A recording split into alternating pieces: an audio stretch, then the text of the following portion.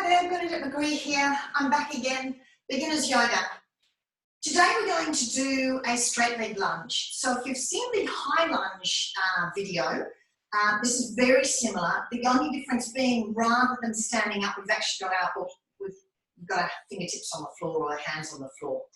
What I encourage you to do, if you're a little wobbly and a little uncertain, grab a chair. If you have blocks, grab blocks. If you don't have blocks, then hopefully you've seen my video on the props that are great to use for yoga when you don't have the yoga props. Okay, so you'll need something low, unless you're pretty flexible here, which most beginners starting aren't necessarily flexible, and that's okay, you'll become more flexible. So if you have blocks, just bring your blocks off the mat. Bring them roughly shoulder width apart. So just take your hands down and put them there and you'll be okay. All right, start with your feet hip width and parallel. And that means that the base of your second toe lines up with the middle of the front ankle. And those two imaginary lines are like train tracks, they're parallel to each other. With your hands on your hips, step the left leg back. Now, if you're a little wobbly and you need to take your right hand to the chair, do so. And then drop the right knee down. From here, bring your fingertips to the floor and check that the wrists are level with the front ankle. Check that the front knee is directly above the front ankle. Just lift the knee off the floor so that your back leg is straight. Now, if this is really tight for you and it's really difficult, you can bring your hands up to blocks. What I want you to be really mindful of is that that front knee is directly above your ankle. So you don't want the knee ahead and you don't want the knee behind. And then from here, like we did in the high lunge, straighten the back leg, push off the foot at the back, lift your heel as though you're in a stiletto. Draw your shoulders on your back and just stretch. So think about your spine being really long. Imagine that your spine's long and strong. Take a nice deep breath in and then exhale. Keep breathing in as you relax your face. And exhale. One more, breathe in. And exhale. Now, if you're able to, if you didn't need the blocks, you'll be able to step the left foot forward. So bend the back leg and step forward. If that's too difficult for you and you still have the blocks there, then I suggest you literally bring your hands up to your hips and step forward.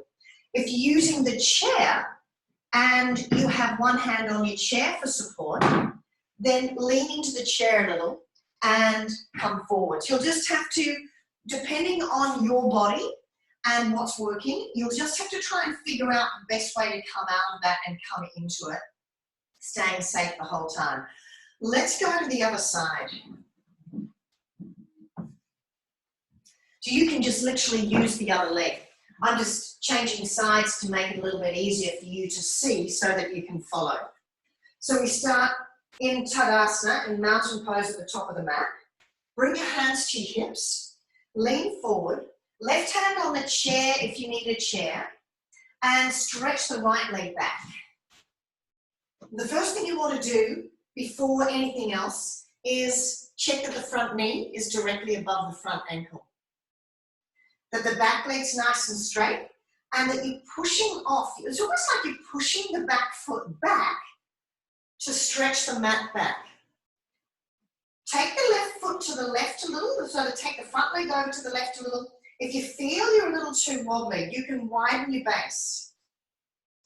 Then from there, if you're able to bring your fingertips to the floor, do so, and just wiggle your back leg back a little bit so that the front knee is above the front ankle. Keep pushing off the back foot, keep the heel nice and high. Now, if you can't quite reach the floor, if that's too much of a strain, then you just bring your hands to blocks or whatever you're using. You can also have a hand, you can even have your right hand on your left knee, so opposite hand to knee, and one hand on the chair for a little bit more stability. Take a breath in and up. Breathe in. Breathe out. And remember to have a sense of lengthening through the crown of your head. Keep your face nice and relaxed. And then you can walk your hands up to your left knee. Keep leaning forward and just bring the right foot back. Okay, so that's our straight leg lunge. It's often used in yoga, and it's a wonderful way to stretch the tops of your thighs and to strengthen your legs. And what we're doing is basically opening up the hips, releasing tension in the lower back. So good on you, enjoy practice, and you'll see me again.